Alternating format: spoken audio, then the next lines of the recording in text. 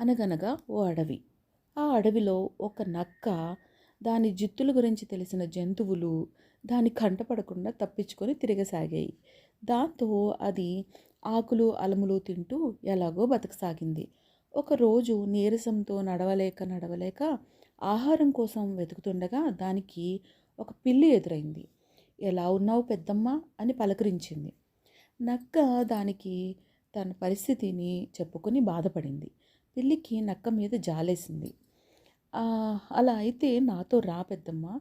ఇక్కడికి దగ్గరలో ఒక ఇంట విందు జరుగుతోంది. ఎవరికంటా పడకుండా ఆ ఇంట్లో దూరి కావలసినంత తిని గుట్టు చప్పుడు కాకుండా బయటపడదాం అంటూ వెంట తీసుకెళ్ళింది. రెండు కలిసి విందు జరిగే ఇంటికి కిటికీలోంచి నెమ్మదిగా లోపలికి దూరాయి. పిల్లి ఒక్కొక్క పదార్థాన్ని కొంచెం కొంచెం రుచి చూసి వదిలేసింది. నక్క మాత్రం అత్యాశతో అన్నీ సుష్టిగా లాగించింది. ఇంతలో ఏదో అలికిడి కావడంతో పిల్లి చెంగున కిటికీలోంచి దూరి బయటపడింది.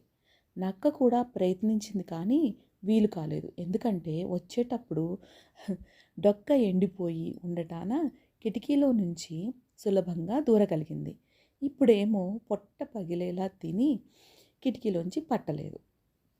ఇంతలో ఇంటివాళ్ళు రావడంతో ఒక ఉపాయం ఆలోచించి గుడ్లు తేలేసి చచ్చినట్టు నటించింది.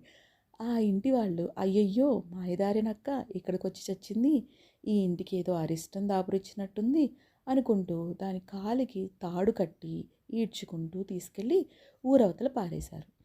వాళ్ళు వెళ్ళిపోగానే నక్క మెల్లగా లేచి ఒంటికి అంటుకున్న దుమ్ము దులుపుకొని బతుకు జీవుడా అని తిరిగి అడవితో పట్టింది. నీతి ఏమిటంటే అత్యాశ అనర్థదాయకం.